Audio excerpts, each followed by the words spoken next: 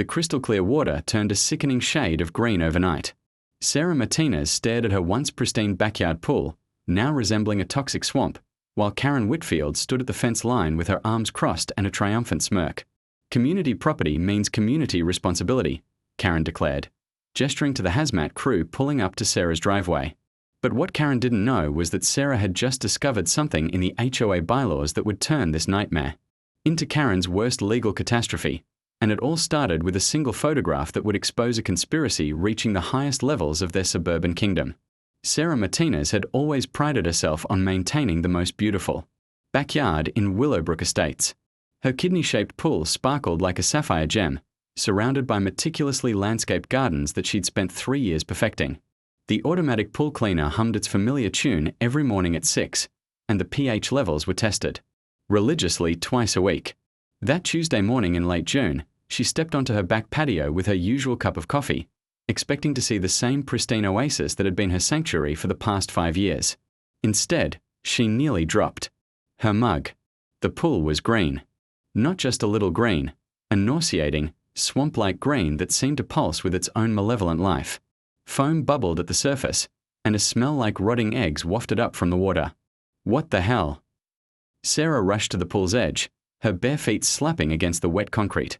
The automatic cleaner lay dead at the bottom, its lifeless form visible through the murky water like a drowned robot. The sound of slow clapping made her spin around. Karen Whitfield stood at the fence line that separated their properties, her perfectly coiffed blonde hair catching the morning sun. At 45, Karen had the kind of artificial beauty that came from expensive procedures and an even more expensive wardrobe. Today, she wore a crisp white tennis outfit that probably cost more than Sarah's monthly grocery budget.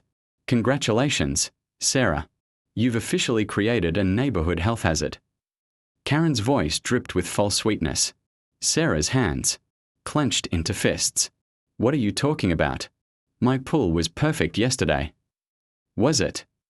Karen pulled out her phone and began scrolling through photos. Because I have about 30 pictures here showing a clear pattern of neglect. Green water, debris, obvious chemical imbalances. That's impossible. Show me. Karen held up her phone, displaying a photo that made Sarah's blood run cold. It was her pool, unmistakably, but the image showed exactly what she was looking at now: green, contaminated water that looked like it hadn't been maintained in months. The timestamp says this was taken 3 days ago, Karen said, her smile widening. Along with these other 29 photos documenting the gradual deterioration of what the HOA has now officially classified as a community amenity. Community amenity. Are you insane? This is my private pool on my private property. Karen reached into her designer purse and pulled out a thick manila folder. Actually, it's not. According to Section 15.7 of the HOA covenants, which I had our lawyer review extensively, any amenity that enhances property values for the entire community and is visible from neighboring properties becomes a community feature subject to community oversight. Sarah snatched the folder, her coffee forgotten on the patio table. The legal document was thick, filled with dense legalese, but certain phrases jumped out at her like physical blows: community enhancement, shared responsibility, mandatory, maintenance fees, HOA oversight authority. This is ridiculous. You can't just declare my pool a community feature because you feel like it. I'm not declaring anything, Karen said, examining her manicured nails. The HOA board voted on it last Thursday. Unanimously. Your pool, along with the Martinez garden, areas and outdoor entertainment space, are now officially community amenities, which means their maintenance is now a community responsibility, funded by a special assessment that's been levied against all homeowners. Sarah's vision blurred with rage. I wasn't notified of any board meeting. The notice was posted on the community bulletin board for the required 72 hours. Not our fault if you don't stay informed about community matters.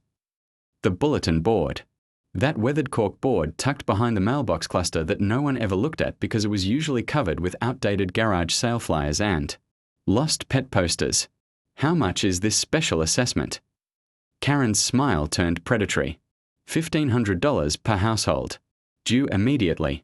And since your property caused this health hazard through obvious negligence, you're responsible for the cleanup costs as well. Cleanup costs. As if summoned by her words, a white van with biohazard containment services emblazoned on its side turned into Sarah's driveway. Two men in hazmat suits began unloading equipment. The city health department was very concerned when I filed my complaint this morning, Karen continued. They're treating this as a potential disease vector. The cleanup estimate is around $12,000. Sarah felt the world tilting beneath her feet. $12,000? Karen, I don't have that kind of money. Well, that's unfortunate. Because according to the Emergency Powers Clause in the HOA bylaws, if a homeowner can't pay for hazard remediation within 48 hours, the association has the right to place a lien on the property and initiate foreclosure proceedings. The hazmat team had reached the backyard now, their equipment beeping and whirring as they took readings from the toxic water. One of them approached Sarah, his voice muffled by his respirator. We need you to evacuate the premises immediately. These contamination levels are off the charts. Whatever happened here, this water is dangerous to human health. Sarah stared at the man, then at Karen, then at the pool that had been perfect just 24 hours ago. This doesn't make sense. My pool was clean yesterday. I tested it myself. Karen shrugged. Chemical imbalances can cascade quickly, especially when maintenance has been neglected for weeks. I haven't neglected anything. Sarah's voice cracked with desperation.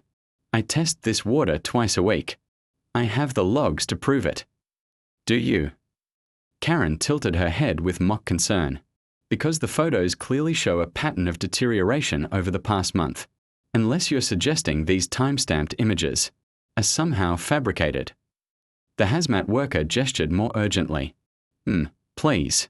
We need to establish a safety perimeter. As Sarah backed away from her own pool, her mind raced. Something was wrong here. Very wrong. Her pool didn't just turn into a biohazard overnight, and Karen's convenient photo documentation felt too perfect, too prepared. But as she watched the hazmat team begin their work, cordoning off her backyard with yellow tape like a crime scene, a cold realization settled in her stomach. Whether this made sense or not, whether it was fair or not, didn't matter. Karen had outmaneuvered her completely. The front door of the house next to Karen's opened, and 3 more neighbors emerged. Tom and Linda Harrison from 2 doors down, holding their own manila folders. Beth Chen from across the street, her face grim.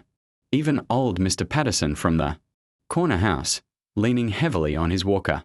They all approached Karen like generals reporting to a commanding officer. The Martinez situation is contained, Tom Harrison announced. The city inspector will be here within the hour to condemn the property as uninhabitable until remediation is complete. Sarah's knees nearly buckled. Uninhabitable. Karen nodded sympathetically. Contaminated groundwater can seep into foundation systems. It's really for your own safety. Where am I supposed to go? The Sunset Motel on Highway 9 has extended stay rates, Beth Chen offered helpfully. We called ahead. They're expecting you. The coordinated response was too smooth, too practiced. Sarah looked at the faces surrounding her, neighbors she'd waved to for 5 years, people she'd considered friends, and saw only cold calculation. This is all planned, she whispered. You planned this. Karen's mask slipped for just a moment, revealing something predatory and satisfied.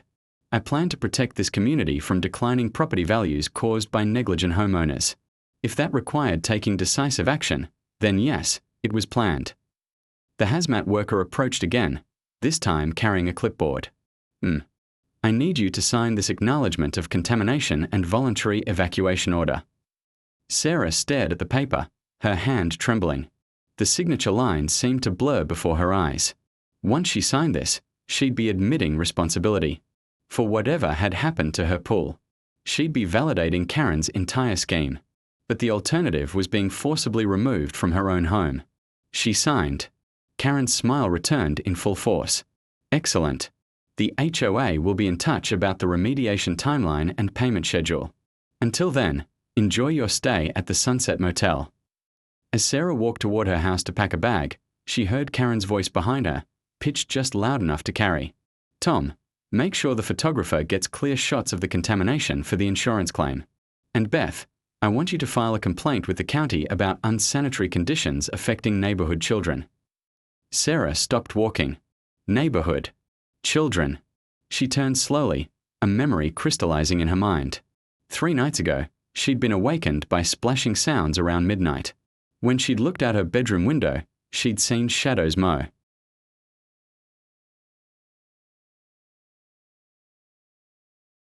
The Sunset Motel reeked of industrial disinfectant and broken dreams.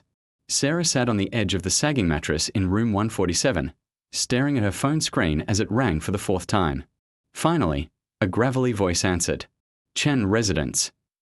Mr. Chen, this is Sarah Martinez from next door. I need to ask you about your security cameras. A pause. Ah, Sarah. I heard about your troubles. Very unfortunate. Mr. Chen, did your cameras capture anything unusual in my backyard Sunday night? Another, longer pause. Why you ask this? Sarah closed her eyes, choosing her words carefully.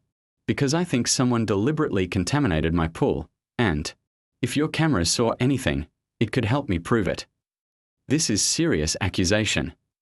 I know, but I also know my pool was perfect on Sunday evening, and Monday morning it was destroyed. That doesn't happen naturally. She could hear Mr. Chen, breathing heavily on the other end of the line. When he spoke again, his voice was barely a whisper. You come to back door. 10 minutes. Tell no one. The line went dead. Sarah's heart hammered as she drove the 3 blocks back to Willowbrook Estates. Her house looked like a crime scene. Yellow tape fluttering in the evening breeze, the hazmat van still parked in her driveway. Karen's house, by contrast, glowed with warm light, and she could see silhouettes moving behind the kitchen windows, probably celebrating their victory with wine and congratulations. Mr. Chen answered his back door before she could knock. At 78, he was small and frail, but his eyes were sharp behind wire-rimmed glasses. He gestured her inside quickly, checking the yard before closing the door. Cameras very new, he said, leading her to a small office lined with computer. Equipment. My grandson install after vandalism. I not know how to use well, but I learn. The monitor showed a grid of 4 camera angles: front yard, driveway, backyard, and side yard. The backyard camera had a perfect view of Sarah's pool area. Sunday night, you said? Yes, probably after midnight. Mr. Chen's arthritic fingers moved slowly across the keyboard, scrolling through timestamp data. Here, Sunday 11:47 p.m. The black and white footage showed Sarah's backyard in stark detail. The pool water was crystal clear, reflecting the moonlight like a mirror. Everything looked normal. Fast forward, Sarah whispered. Mr. Chen accelerated the playback. 12:15 a.m. 12:30 a.m. Nothing. Then, at 12:43 a.m., shadows moved at the edge of the frame. Stop. Go back to normal speed. 3 figures emerged from the darkness at the rear of Sarah's property, moving with careful coordination. They were too far away and the resolution too poor to make out faces, but their body language was purposeful, practiced. Sarah watched in horror as the figures approached her pool. One of them, tall, wearing what looked like a dark hoodie, pulled something from a large bag. Even in the grainy footage, she could see liquid being poured into the water. My God! She breathed. They're poisoning it. The second figure, shorter and stockier, moved to the pool equipment area. The camera angle wasn't perfect, but it looked like they were tampering with the filtration system. The third figure stood watch, occasionally checking what appeared to be a phone. The entire operation took less than 15 minutes. By 1:02 a.m., the shadows had vanished back into the darkness, leaving behind what would become Sarah's nightmare. Mr. Chen, I need a copy of this footage. The old man was already reaching for a USB drive. I make copy when I see what happened. I wait for you to ask. Why didn't you come forward earlier? Mr. Chen's expression grew troubled. Because I recognize one of the figures. Sarah's blood turned to ice. Who? Cannot be certain from video. Alone. But body shape, way of moving. He paused, meeting her eyes. Look like Tom Harrison.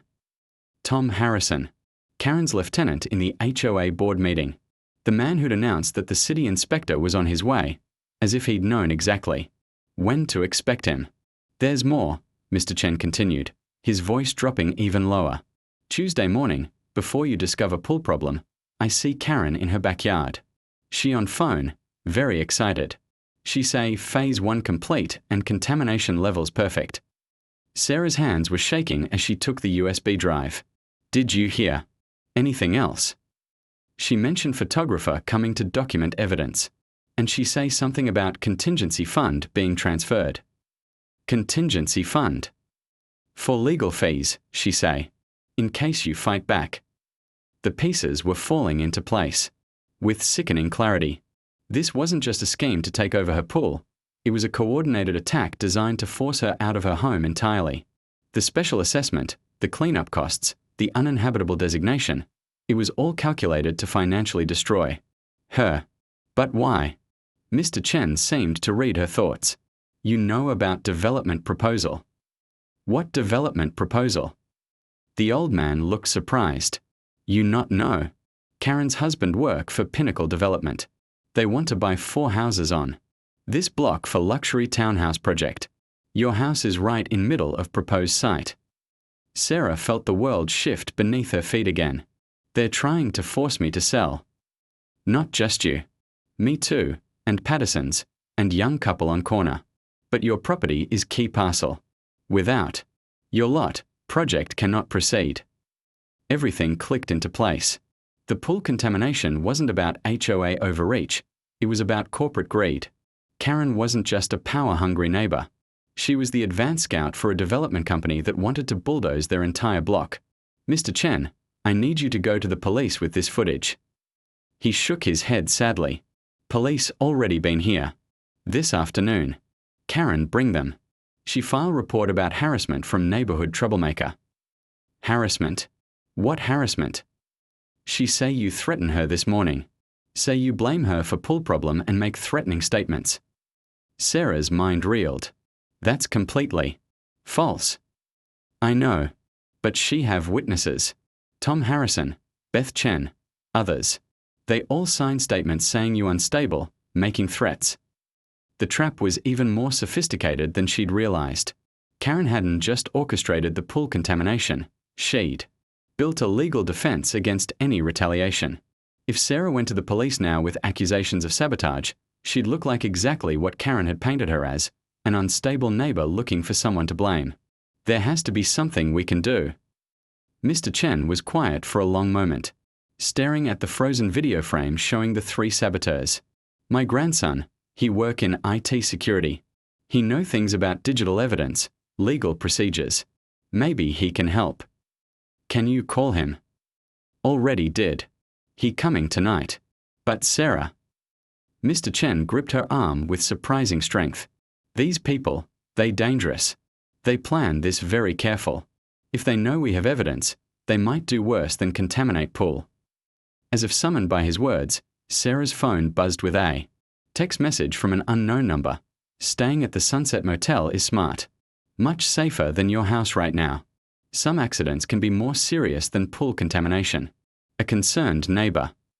Sarah showed the message to Mr. Chen, whose face went pale. We need help, he whispered. Professional help. Like who? The police won't believe us, and Karen's already painted me as the unstable one. My grandson, he mentioned something once. About federal agency that investigate housing fraud, property manipulation for development.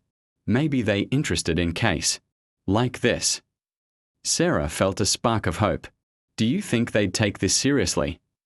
If we can prove conspiracy to defraud homeowners for corporate benefit. Mr. Chen nodded slowly. Yes, I think they take very seriously. A car door slammed outside. Through the window, Sarah could see Karen's Mercedes pulling into her driveway. Even from this distance, she could see Karen on her phone, gesturing animatedly. She's checking on the motel, Sarah realized. Making sure I'm staying there. Mr. Chen moved to another window. Tom Harrison car also here. And Beth Chen. They having meeting. Sarah watched as the 3 conspirators gathered in Karen's kitchen, visible through the large bay window. They were clearly celebrating, passing around what looked like champagne glasses. They think they've won, she murmured. Maybe they have, Mr. Chen said quietly. Even with video evidence, they have legal system on their side. They have money, lawyers, official documentation. Sarah stared at the celebration happening in Karen's kitchen, at her own dark house wrapped in hazmat tape, at the USB drive containing proof of sabotage that might not be enough to save her home. Then Danny Chen looked nothing like his grandfather. Where Mr. Chen was small and frail, Danny was tall and lean, with a kind of intense focus that came from staring at computer screens for 12 hours a day. At 26, he worked cybersecurity for a Fortune 500 company, and when he spoke about digital forensics, his voice carried the confidence of someone who'd seen every type of corporate fraud imaginable. "The video evidence is solid," he said, adjusting his laptop screen in Mr. Chen's living room. "But it's not enough by itself. Karen's team has been building their case for months. Look at this." His fingers flew across the keyboard, pulling up what looked like a complex timeline chart. "I've been digging into public records since Grandpa called me. 3 months ago, Pinnacle Development filed preliminary environmental impact assessments for this exact block. 2 months ago, they started making cash offers to homeowners, 20% below market value." Sarah leaned closer to the screen. Did anyone accept? 2 families. The Johnsons at the end of the block, and the Rodriguez family on Pine Street. Both families suddenly had urgent reasons to sell. The Johnsons claimed foundation problems that would cost $50,000 to fix. The Rodriguez family cited job relocation. "Convenient coincidences," Sarah muttered. "Gets better. I traced the inspection companies that found these problems. Both are subsidiaries of consulting firms that do regular work for Pinnacle. And in both cases, the families received anonymous tips about potential buyers who could close quickly with cash." Mr. Chen set down a cup of tea with shaking hands. Same pattern as Sarah. Create crisis, offer solution. Danny nodded grimly. But Sarah's situation is different. Her property is the keystone. Without her lot, the development can't proceed because of setback requirements and utility easements. So they had to get more creative. "Creative meaning Karen," Sarah said. "Karen's husband, actually. James Whitfield is Pinnacle's senior project manager for residential acquisitions. His job is to identify target properties and develop acquisition strategies. His wife's position as HOA president makes her the perfect inside operative." Sarah felt sick. How long have they been planning this? Danny pulled up another document. "Based on what I can find in public records, at least 8 months. James Whitfield started attending HOA meetings as a concerned spouse last November. Karen ran for president in December, unopened, because she was the only candidate. By January, she was proposing new bylaw amendments that gave the board extraordinary emergency powers, including the ability to declare private property as community amenities," Sarah realized. "Exactly. And look at this." Danny highlighted a section of text. "The bylaw amendment specifically mentions pools, gardens, and entertainment areas. It's like they wrote it with your property in mind." Mr. Chen moved to the window, peering through the curtains. Surveillance vans still there. "They're not just watching Sarah," Danny said. "I've identified 3 other vehicles that have been doing regular patrols of the neighborhood. License plate data shows they're all registered to different shell companies, but they all trace back to the same corporate address as Pinnacle." Sarah's phone buzzed with another text message. This time it was from Karen's number. "Sarah, I hope you're settling in at the motel comfortably. The HOA board has called an emergency meeting for tomorrow at 7 p.m. to discuss additional health concerns in the neighborhood. Your presence is required to discuss your responsibilities for the contamination. Failure to attend will result in immediate acceleration of the foreclosure timeline." "They're escalating," Sarah said, showing the message to Danny. He read it and swore under his breath. "Emergency meeting with 12 hours notice. That's designed to prevent you from bringing legal representation." Can they actually foreclose? With the liens they've placed and the emergency powers in the bylaws? Probably, yes. Especially if they can prove ongoing health hazards that affect community property values. Sarah sank into Mr. Chen's worn recliner, the weight of her situation crushing down on her. So even with the video evidence, they still win. Not necessarily. Dana's expression had changed, becoming calculating. "Because while I was digging into Pinnacle's operations, I found something interesting. They've done this before." He pulled up a new browser window, showing a newspaper article from 2 years ago. Riverside Gardens, about 60 miles south of here. Same pattern, mysterious property problems, emergency HOA interventions, forced sales to a development company. Except in that case, one of the homeowners was an investigative journalist. Sarah read the headline, Federal Investigation. Uncovers systematic housing fraud scheme. What happened? The journalist documented everything. Recorded conversations, financial transfers, communication patterns. When the FBI got involved, they discovered a network of development companies, corrupt HOA officials, and local government. Insiders working together to manipulate property values and force sales. Did anyone go to prison? 12 people, including 2 county commissioners and a federal housing official. The victims received full restitution plus damages. Sarah felt a spark of hope. You think this is the same network? I think it's evolved. Same playbook, different players. But look at this. Danny pulled up another document. The lead FBI agent on the Riverside Gardens case is now based here in the city. Special Agent Maria Santos, White Collar Crime Division. Will she take this seriously? If we can give her enough evidence to establish a pattern, absolutely. But we need more than one contaminated pool and some security footage. Mr. Chen spoke up from his position by the window. More neighbors having problems. What kind of problems? Patterson House, termite infestation, very sudden. Beth Chen property, sewer backup, very expensive. All happening this week. Sarah's blood ran cold. They're not just targeting me. They're hitting everyone who hasn't sold yet. Danny was already typing rapidly. If we can prove a coordinated campaign against multiple properties. He paused, staring at his screen. Grandpa, what did you say about Beth Chen's sewer problem? Tuesday morning. Big mess. Health department involved. Very expensive to fix. Beth Chen is on the HOA board. She's one of Karen's allies. So, Danny turned the laptop screen toward them. So according to the city's work permit database, the sewer repair work on Beth Chen's property was completed 3 days ago, before the backup happened. The implications hit Sarah like a physical blow. She damaged her own property. More than that, look at the contractor who did the repair work. Danny highlighted the company name. It's the same firm that did the mysterious foundation work at the Johnson house and the electrical problems at the Rodriguez property. They're using the same playbook on their own allies, Sarah breathed, creating fake problems to make their stories more credible. And probably splitting the insurance payouts, Danny added.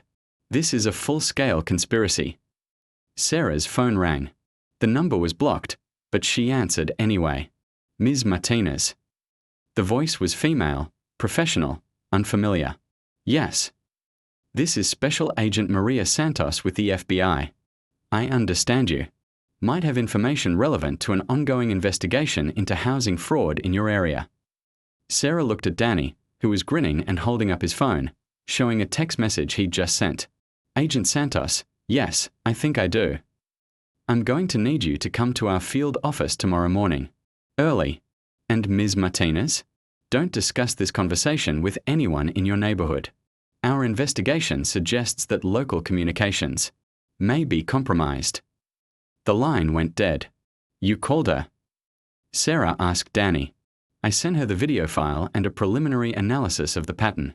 She called back in less than 10 minutes. Mr. Chen was still at the window, but his posture had changed. Sarah, you need to see this. She joined him at the window and immediately understood his alarm. The white surveillance van was gone, but Karen's Mercedes was pulling into her driveway. Even from this distance, Sarah could see that Karen wasn't alone. There were at least 2 other people in the car. They're going into my house, Sarah realized.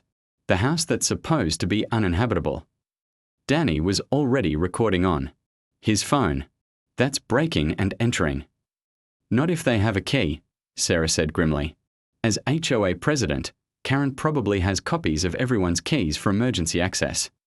Through her kitchen window, they could see lights moving around inside Sarah's house.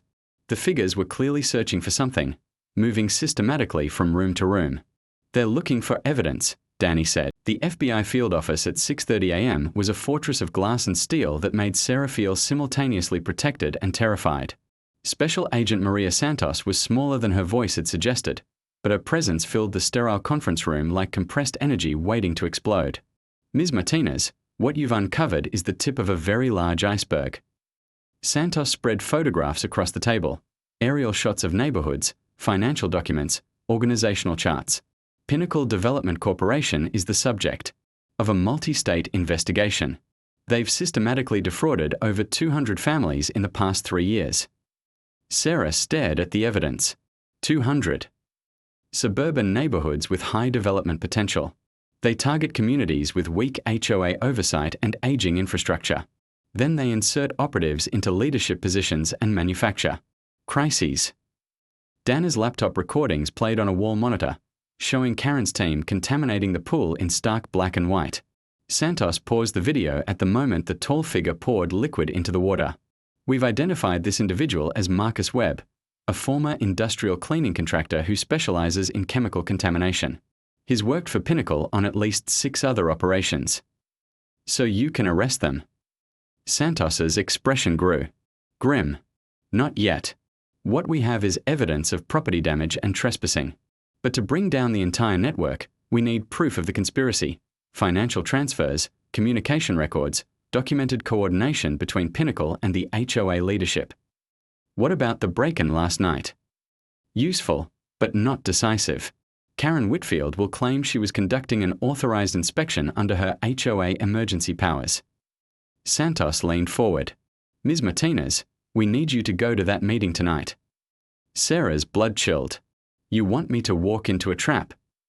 We want you to help us spring one, but it will require you to take significant personal risk. Danny looked up from his laptop. What kind of risk? Santos opened a briefcase and pulled out what looked like a small button. This is a recording device with a range of about 50 meters. If we can get Karen to admit to the conspiracy on tape, we can get warrants for financial records, communications, everything we need. And if she doesn't admit anything, then you walk away, and we try a different approach. But Ms. Martinez, based on our psychological profile, Karen Whitfield is a narcissist who believes she's untouchable. She's going to want to gloat about how clever she's been. Sarah held the tiny device, feeling its weight like a stone in her palm. What happens if they find it? Santos didn't answer immediately, which was answer enough. There will be agents positioned around the community center, she finally said. If things go wrong, we can be inside in 30 seconds. 30 seconds can be a very long time, Sarah said quietly. Yes, it can. That's why this is your choice, completely. Sarah thought about her house wrapped in hazmat tape, her contaminated pool, the sleepless night at the Sunset Motel. Then she thought about Mr. Patterson's termite infestation, Beth Chen's manufactured sewer backup, the 200 families who'd already lost their homes to Pinnacle schemes. What do I need to do? The Willowbrook Estates Community Center at 7 p.m. looked like a tribunal. Karen sat at the head of a long table, flanked by Tom Harrison, Beth Chen, and 2 men Sarah didn't recognize, both wearing expensive suits that screamed corporate lawyer. About 30 residents filled the folding chairs, most looking confused and concerned. Mr. Patterson was there, leaning heavily on his walker. Mrs. Rodriguez from Pine Street, who Sarah had thought moved away months ago. Even Danny Chen sat in the back, pretending to be just another concerned neighbor. Sarah took a seat in the front row, hyper-aware of the recording device clipped inside her jacket collar. Thank you all for coming on such short notice, Karen began, her voice carrying the authority of someone accustomed to being obeyed. We are here to address the ongoing health crisis caused by negligent property maintenance. She gestured toward a presentation screen showing photographs of Sarah's green, contaminated pool. As you can see, the Martinez property has become a breeding ground for dangerous bacteria and toxins. The contamination levels are so severe that the health department has classified the entire property as uninhabitable. Murmurs rippled through the crowd. Sarah forced herself to remain silent, remembering Santos's instructions. Let Karen talk. Give her rope to hang herself. But that's not the worst part, Karen continued, clicking to the next slide. Our investigation has revealed that this contamination poses a direct threat to our community's water supply. The toxins are leaching into the groundwater that feeds several neighborhood wells. Sarah's jaw clenched. That was a complete lie. The neighborhood was on city water, not wells. One of the lawyers stepped forward. Ladies and gentlemen, I'm Michael Brennan from Pinnacle Legal Services. We've been retained by the HOA to address this environmental disaster. Sarah's heart nearly stopped. Pinnacle Legal Services. Santos had mentioned them. They were the legal arm of the development corporation. The cleanup costs exceed $60,000, Brennan continued. And that's just for immediate remediation. Long-term environmental monitoring could cost hundreds of thousands more. Tom Harrison raised his hand. What about the special assessment? Can we still cover these costs through community funds? I'm afraid not, Karen said with theatrical regret. The contamination is so severe that it exceeds our emergency fund capacity, which means we have only two options. Either the responsible party, Ms. Martinez, covers all costs immediately, or the HOA exercises its right to foreclose and sell the property to recoup community expenses. Sell it to who? Mrs. Rodriguez asked. The second lawyer stepped forward. Pinnacle Development has generously offered to purchase the contaminated property for full environmental remediation. They're willing to pay fair market value, despite the property's current uninhabitable status. How convenient, Sarah said. Finally speaking. Every head in the room turned toward her. Karen's smile was razor-sharp. Ms. Martinez, we are glad you could join us. Do you have something to say about your responsibility for this crisis? Sarah stood slowly, feeling the weight of 30 pairs of eyes. Actually, I do. I have several things to say. She walked to the front of the room, positioning herself directly in front of Karen. The recording device felt warm against her collar. First, I want to thank you, Karen, for orchestrating such an elaborate scheme. It must have taken months of planning. Karen's smile faltered slightly. I'm sorry, what scheme? The pool contamination, of course. It was brilliant, really. Hiring Marcus Webb to poison my pool on Sunday night while your children were conveniently at summer camp. Creating a perfect alibi while your team turned my property into a biohazard. The room erupted in confused murmurs. Karen's face had gone pale, but she recovered quickly. Ms. Martinez, I understand you're upset, but these wild accusations are backed by video evidence, Sarah continued. High-definition security footage showing 3 people deliberately contaminating my pool at 12:43 a.m. on Sunday night, one of whom looks remarkably like Tom Harrison. Tom Harrison shot to his feet. That's defamatory. Is it? Because the FBI seems very interested in the footage, along with the financial records showing payments from Pinnacle Development to several HOA board members. The lawyers exchanged alarmed glances. Karen's composure was cracking, her carefully controlled mask slipping. You're clearly having some kind of breakdown, Karen said, but her voice wavered. The stress of losing your home. Oh, I'm not losing my home, Sarah interrupted. See, while you were breaking into my house last night, yes, we have footage of that too. The FBI was getting warrants for Pinnacle's financial records. The room fell silent. Karen's face had gone from pale to ashen. You want to know what they found? Payments to Marcus Webb. Payments to the inspection companies that found all those convenient problems with neighborhood properties. And most interesting, payments to you, Karen. $50,000 transferred to your personal account last month. Karen stood abruptly, knocking over her chair. This meeting is over. No, it's not, Sarah said, stepping closer. Because I want everyone here to understand exactly how this works. Pinnacle identified